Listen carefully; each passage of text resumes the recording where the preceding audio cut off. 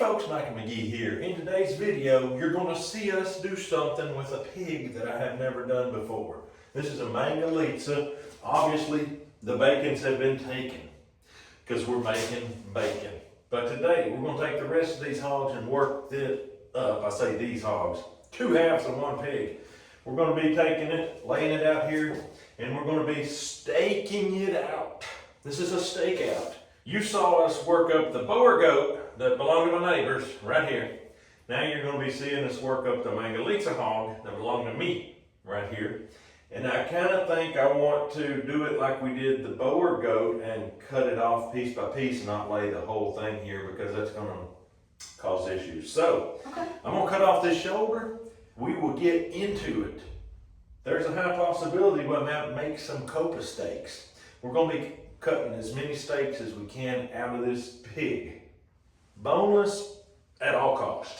Let's do it. First thing I want to do is sharpen my knife with the Warthog knife sharpener. So easy. Look, caveman could do it. I mean, just 3 or 4 or 5 of those. You see this here just moves back and forth. I've got these in the description. I don't know of all the items that I've got listed in my descriptions what is picked up the most, but I just have a feeling this is the one because it's just a dead ringer when it comes to working perfectly. Getting knives well sharp is always an issue, and this does it like none other.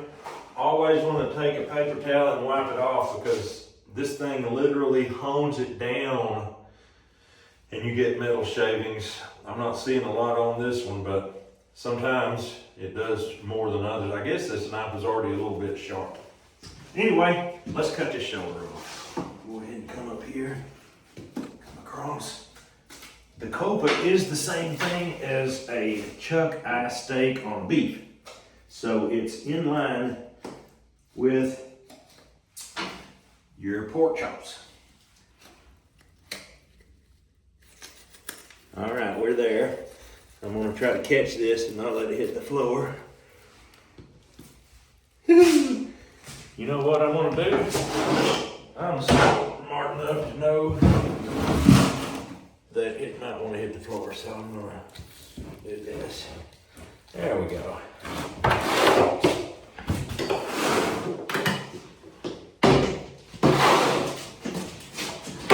That is one nice big old shoulder right there. Now we just have some dry aging stuff here. I'm gonna get rid of that. A little bit of more dry age stuff here we're just gonna trim off. And we're fixing to be in the steaks. All right, this is your copa area. I'm gonna trim off some cat fat real quick.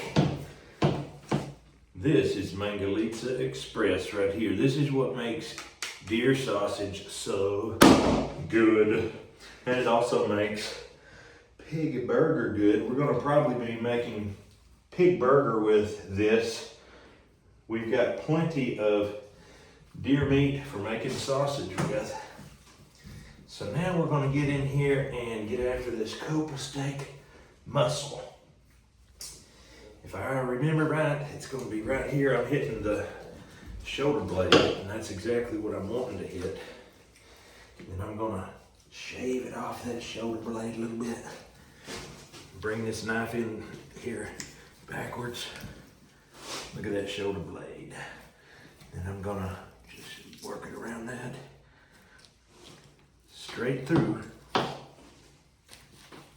Straight out the bottom.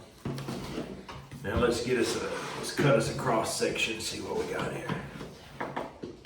Oh yeah. That, my friend, is money. So I'm gonna go ahead and trim some of this fat off. You see it's plenty already.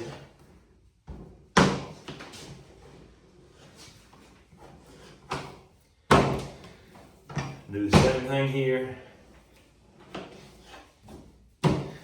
Now, for my first act of steak cutting today, I will cut a fatty marbled copa steak Does it get any better than that? I don't really believe it does.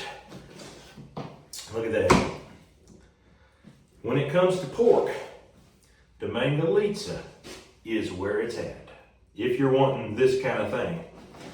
You can raise the gray meat hogs and you can get faster growth and you can get more meat with your fat. You can have a higher meat fat ratio. But you can't have that and this at the same time. You just can't do it, folks. I'm gonna trim a little of this off and toss this in the grinding bowl.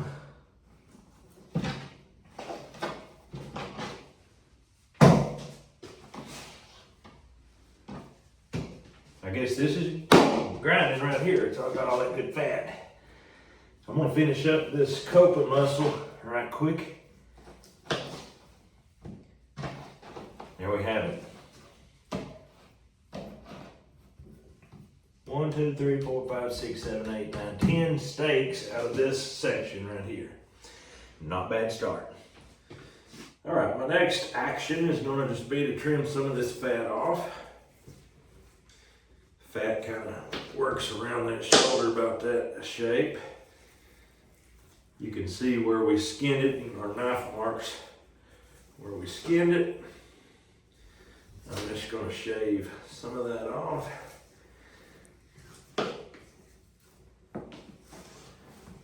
You can leave it on the steaks, but it's a little bit much, even for big fat eaters like me. All right, I'm going to do something. Usually what I do is make a roast out of these things. I'm gonna come in here right now and get the back steaks off the blade. This would be, in a beef, this would be considered your Denver steak.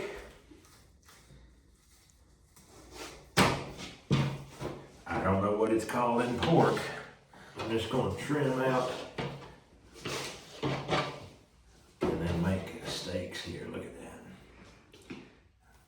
Let's just see what we got here. Pork Denvers. Now look at that. That is gorgeous. They're getting a little bit fatty here, but there's your pork Denvers. Anytime you got fat with your meat, you're gonna be in the money. All right, I'm gonna here's the elbow. I'm gonna trim off some of this flap here. First of all, I gotta get rid of this dry age junk.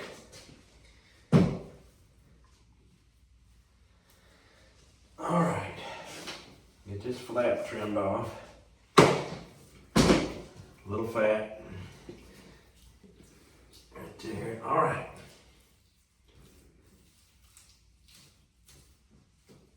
Let's see what this looks like on that Boer goat. This turned out to be one of the nicer looking steaks. It turned out looking like a T-bone steak. So let's just see what it looks like with a manga. And there's what it looks like. And go and get another one.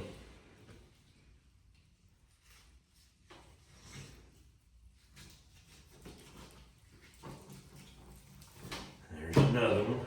All right, we'll go in for another one.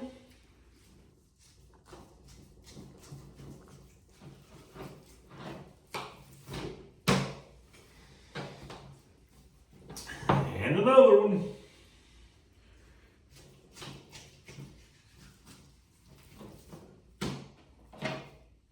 This is a unique way of cutting steaks that I've never seen anybody do it like this before. I started doing it on beef first. Now I've done it on goat and now pig. Now what we're left with is, you know what it is? The flat iron steak. If it was beef, it would be flat iron steak. This is pork.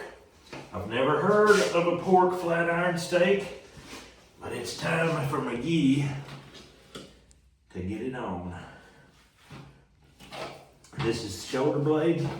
This is where it's located. I'm gonna pick it up and slide my knife into that shoulder blade. Coming back, there's a blade right here that keeps you from going on in. That's where you gotta turn the blade up and come out. Pigs have a very pronounced protrusion in that shoulder blade, a lot more than beef or deer. So we have to work around that. Just knowing that that's the case helps instead of going in blindly. Now, we're gonna turn it up.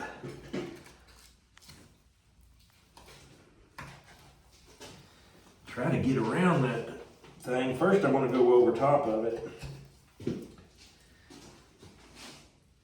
It's quite the bone. I'll show you here in just a minute when I get around it.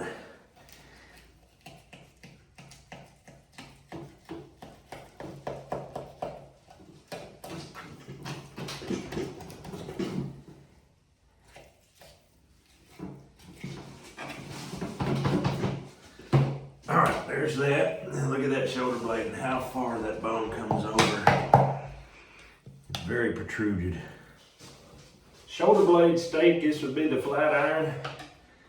There is very little resemblance to a beef flat iron right there.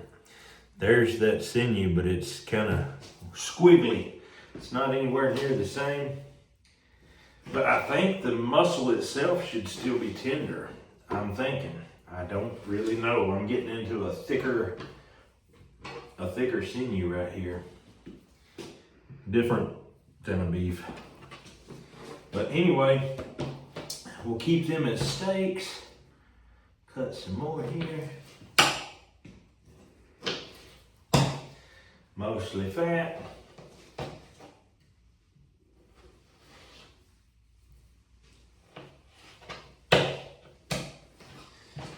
So here you go. Beside the Denver, we're gonna have our pig flat irons.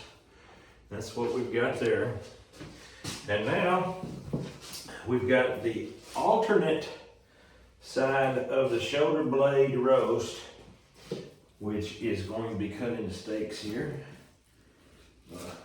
Get that shaved off the other side of the blade here. There's a little pocket in this shoulder blade. That's where we're going. This may actually turn out to be better on a pork than the flat irons, but that's what it looks like. We'll put it right there underneath the blade. Turn that around.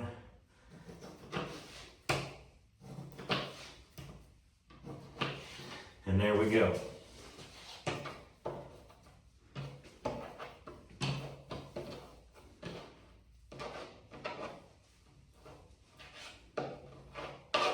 So, I think we'll call these the flat irons and these the blade steaks. These the Denvers. These I'm just going to call shoulder steaks. They look a little bit like T-bones, but not as much as the goat shoulder steaks did. And here we've got Copa. I'm gonna shorten these up, get them in here. We got another shoulder to do on the other half of the pig later, so that's what that's gonna be. And the rest of this will be ground up into pork burger. So that's coming up very shortly. I'm just gonna set it to the side and we'll get into this pig. We gotta cut that big old back and rib cage off, so I'm going to toss this stuff in here, get it out of the way, because otherwise be working on top of it, and we don't want to do that.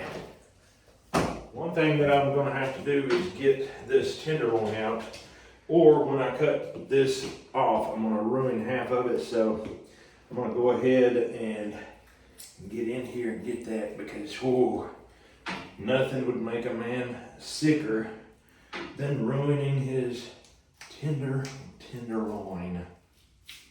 it just peels out by hand. It'll just peel like that. There we go. Now I've got me a handhold here. I'm gonna come across.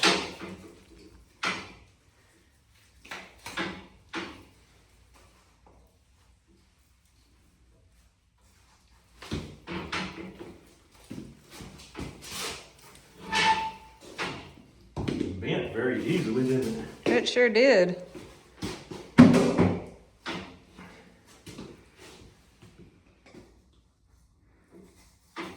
I think I've got it. Okay, first thing I'm gonna do, since we want the pork chops to be boneless, I'm gonna go ahead and thin down some of this fat. What a fat cap. And this, honestly, is thin for a Mangalitsa. This is not a very thick fat cap. I've done them where they were literally inches thick. I only cut off 3/4 of an inch there. And I can easily strip this up or go through the grinder, just like so. Look at that. It's gonna be a fatty mix. I'm not sure that I can put it all in, but we'll find out. All right, now we've already got the bacon's cut off, and that gives me an advantage here because I can hug these ribs a lot easier coming down through here like this.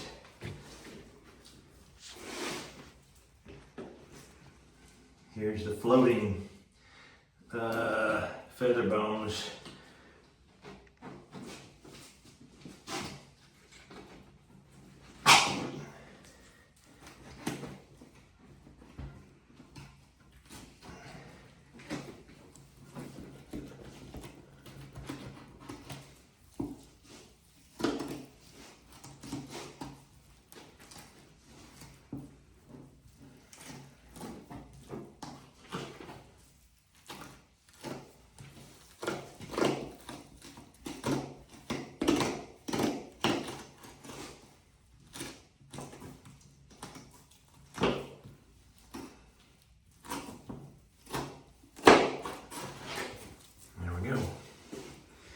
That, my friend, is a pork loin.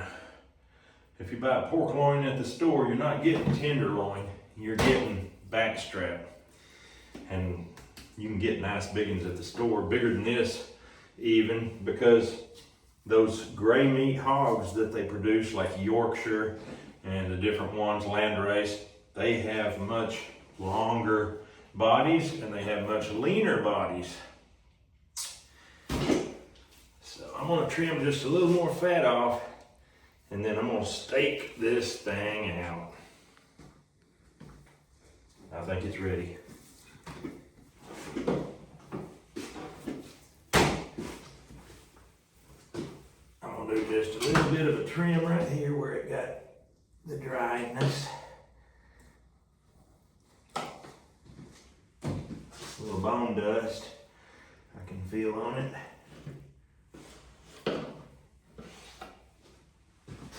I'm going to cut it into 3/4 inch steaks. Oh my, that's an extension of the copa right there. Look at that, would you look at that? You can see that the actual loin part, the backstrap, is a lighter colored meat. And it's that way on all animals pretty much. You'll find that the backstrap is a lighter color. But I would say especially on pork, much more so.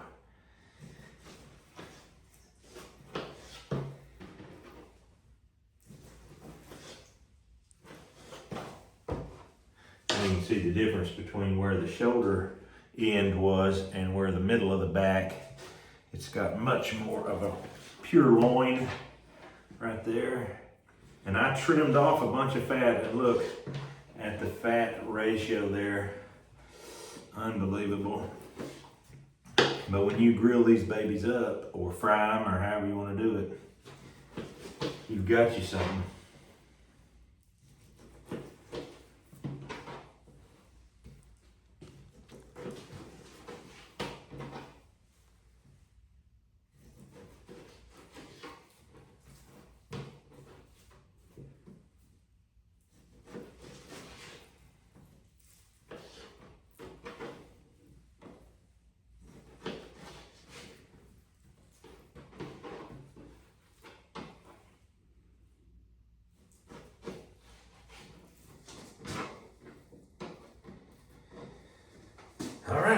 there's your back from one side of a pig. That's beautiful. Absolutely beautiful. The rest of this will probably go into grinding meat, but we might either cut ribs or do boneless ribs on these. I have wanted to do boneless ribs for quite some time. Today might be my day. I don't know. Trim this up just a little bit here. We've got the leaf fat that's in here on the diaphragm area. I need to peel it right quick.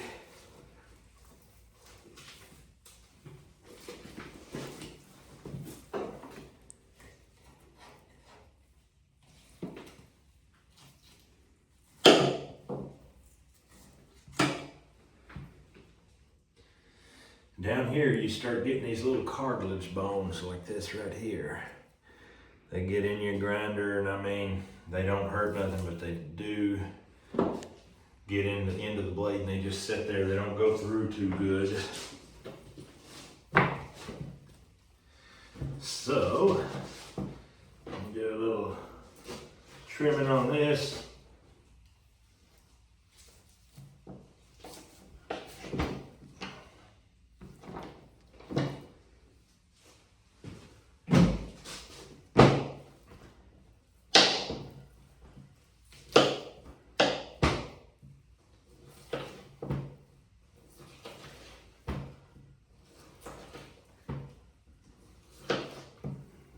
This leaf fat typically is what people make their best lard with. I do not need lard. I've got lard out my ears, so I'm just gonna toss it in the grinding bucket. Now, let's see what we can find. Let's see what kind of deal we can make with this pig on these ribs if we want to go boneless. Go down here, turn to the left, come back up. I'm gonna get my fingers in here and grab it.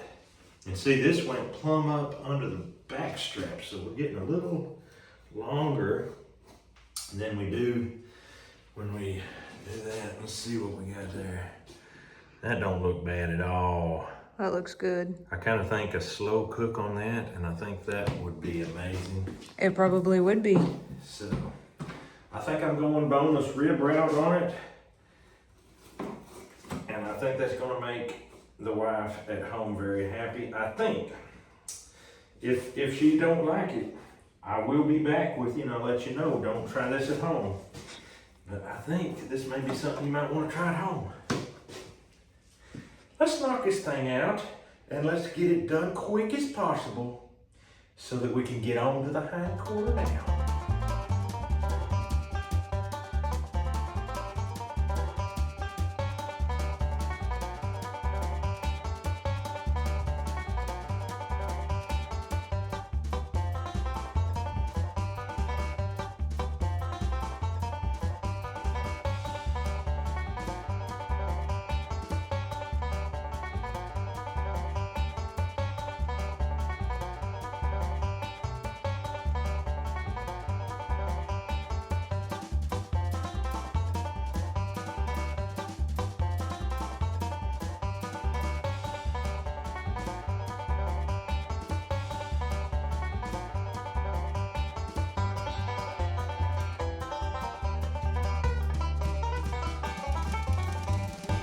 Got the boneless ribs cut out, and I am, for one, a little excited.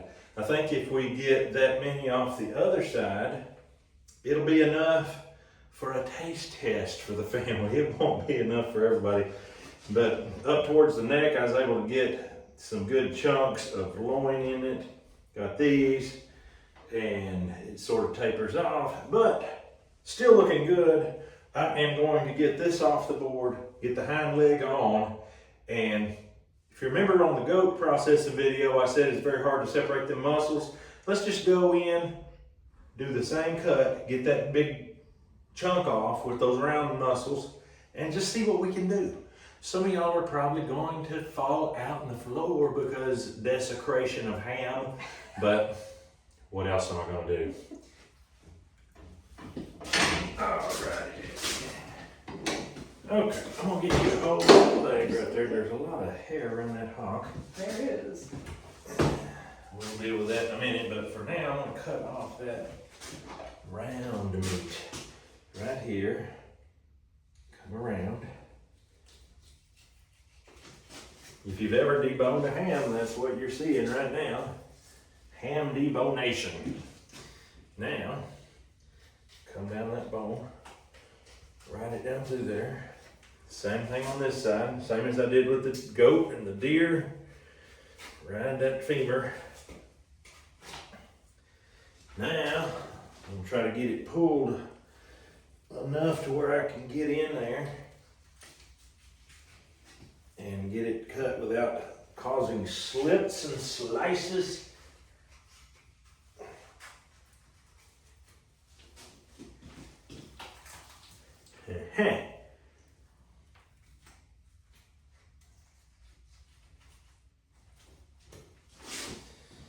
Alrighty, the shape of a pig's hind leg is just different from a ruminant animal, which is a deer, a cow, a goat, a sheep. They're just different. Not bad, just different. I've heard that saying a lot. Mm-hmm. Just different. Yep. Not wrong, just different.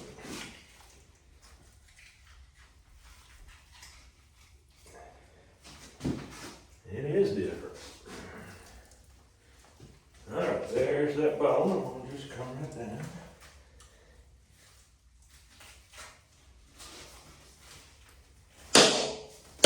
Alright, you can lay that over. We'll probably make steaks out of that part too. Now here's the separation areas.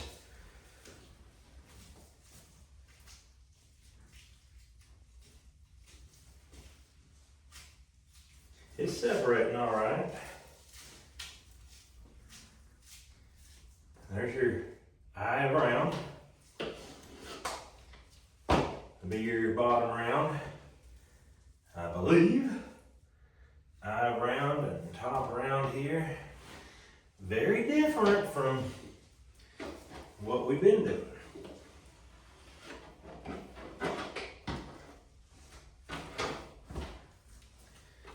I'm going to just come down through here. Oh yeah. Oh yeah. So I'm going to cut it in half because it's too long for one steak, I believe, and just make this top round steak. Look at the shape and the beauty of that. It looks gorgeous. The trick with these, since they're round, is like any other animal, it's got to be done low and slow in cast iron, preferably with a lid on. That would really help.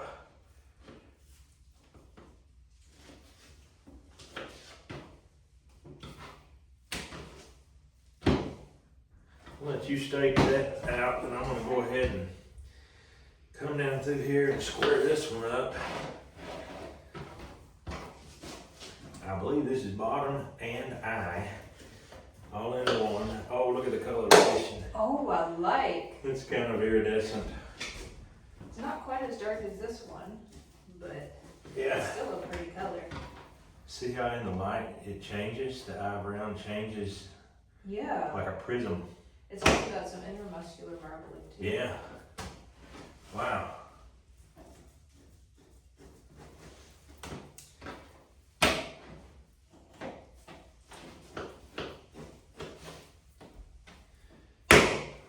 I've cut these on the saw. Whole leg steaks where the whole thing was there. The whole big round muscle was there. Mm-hmm. Those were good, but I'm excited to try these. I think I'm gonna grind that. Got some dry stuff here I'm gonna trim off. What part was this? Oh, you can stake that. That's a piece of bottom round, I believe. Okay.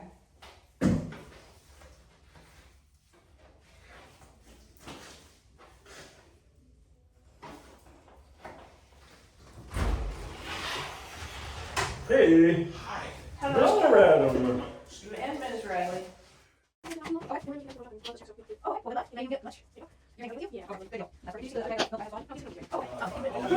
Close on the next segment. Dog said you're waiting. Oh, good. All right, folks, this is what we got out of one hind leg. Of course, a good bit got it put it in, but I'm really happy with these. Just looking, I kind of think this might be the best. Eye round, a little bit of top round in there. Just seems like that may be the best cut off of that hind leg. I don't know, we'll find out. Actually, we probably won't find out because I'm gonna package this all up, and when we eat it, we are not really gonna know. We will know it's round steaks. That much we will know.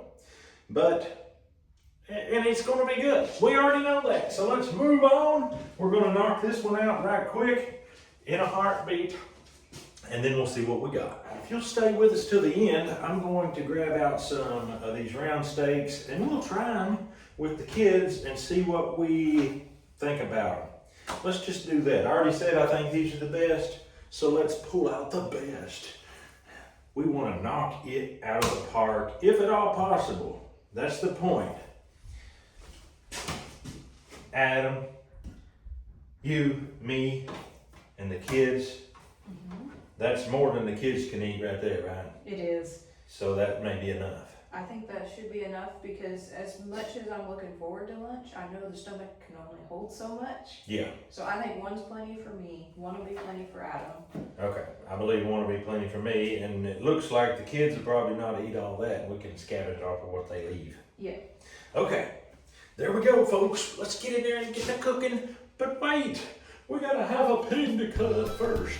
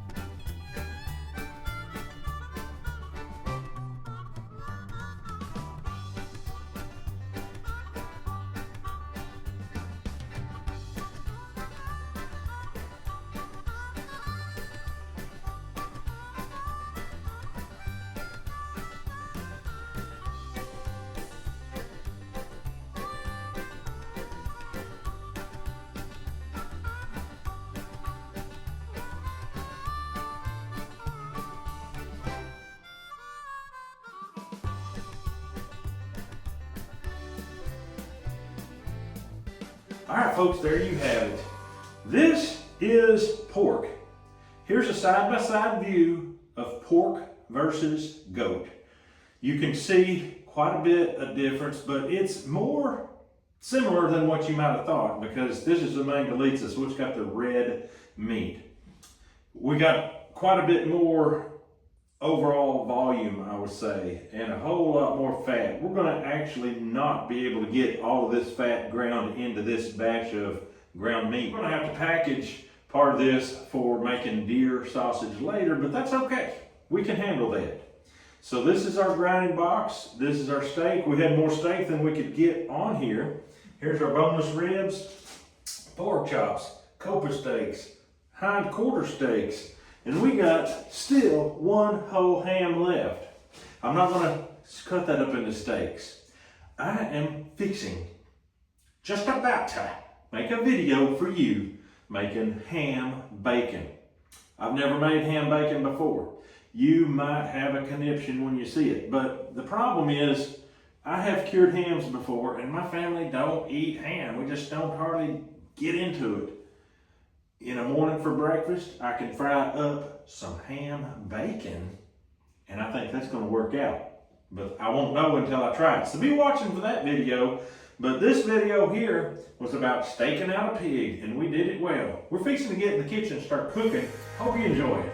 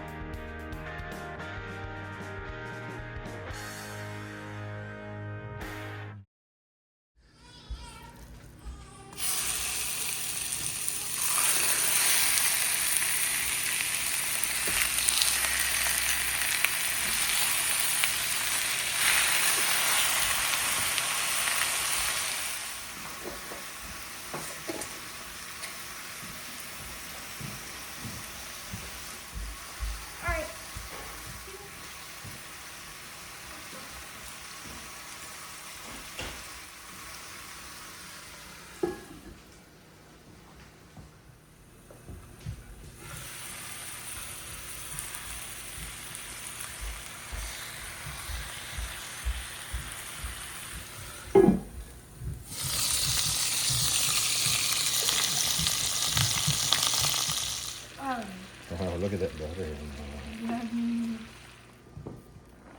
Oh, yummies.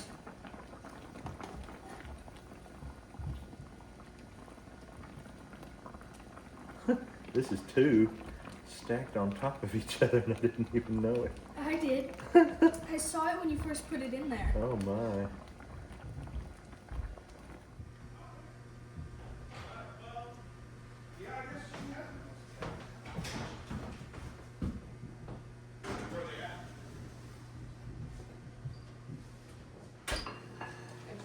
wet, it's gonna transfer the heat. Yeah, I'm gonna move quickly. Okay. All right. Ooh, that's warm. I should have known. Look at that. Is the camera on? Yeah. Yeah. Can you kids look at that and tell what kind of meat that is just by looking? Go. Nope, not I nope. am pig. It's got too much fat to be dinner. My goodness, it's floating in that grease. And you kind of said it was pig. I did? Well, guess what? It didn't have no choice but to float in grease because it was full of fat and I put a whole stick of butter on it. I'm gonna cut this up to where some people that want fat can have it and people that don't want fat can have unfatty meat. Now in the last sausage video, or was it ground goat, we let Grace go first because she was the last one in. This time I think I'm gonna let Grace go first because she's the first one in. Lucas says, why Grace always gets to go first? Oh, look what Mom got. Look at that fat. Oh man. All right, this is hind quarter of a pig, commonly known as ham. We made steaks out of it. It's hot, ain't it? Mm-hmm. That was a quick pig. It was always quick to get away from me too. Now I got away from him. It's really good. It's nice and tender. It's got a good flavor with the salt, Mm-hmm. the pepper, the garlic, Mm-hmm. and the butter. I can taste. So, do you think that that would suit you for a meal, boys and girls? I think it'll suit me just fine. The only thing about pork that's a downside to me is that you can't eat it raw, or you shouldn't eat it raw. Because I like very, very rare meat. This would taste great rare. Probably would. But it's being pork and not being a ruminant animal, might be taking a little bit of a chance. But that's good eating. What does pork give you? Since it only has one stomach, there's something about that. Makes it a little more susceptible to trichinella, which is a little parasite. But these pigs never ate meat, and you have to eat meat to get trichinella. You have to get it from another animal that has it, trichinosis. So they don't have it. There's no doubt in my mind they don't have it, but you gotta be safe because if it did eat something and get it, and then you got it, then if I ate you, I'd get it, and that would be bad. We gotta keep good, healthy kids around here. Didn't you say earlier that you had no doubt that it had? No, I have no doubt that it does not have it. You did not say it does not. Oh my. Oh. We'll see on the camera because that's all recorded. I appreciate you looking out for me there. All right, anybody want to finish it up? That must be good. They're diving. You want to clean that up? No. I think the trichinella turned his tummy. I Yeah. cooked it to death. We got it to 200, and if it hits 120 for 20 minutes, or 140, instant death. So there's no possible way trichinella, trichinosis, trichinella. The trichinella is the little. It's not even a worm. It's in a very hard cocoon. Mm-hmm. It has to go in your stomach acid before it can even hatch out. Okay.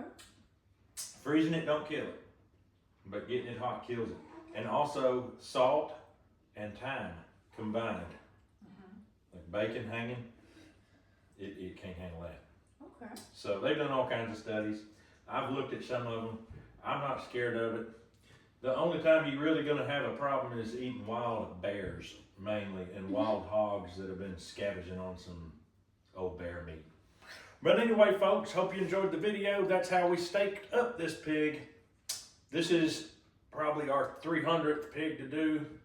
First one to stake the entire animal. So I can't say that. That may not be true. We've done so many I can't remember.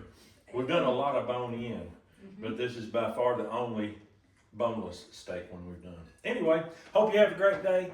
Hope you're looking forward to the ham bacon video coming up, but that's all we got for you today. Hope you have a great day. We'll see you on the next video.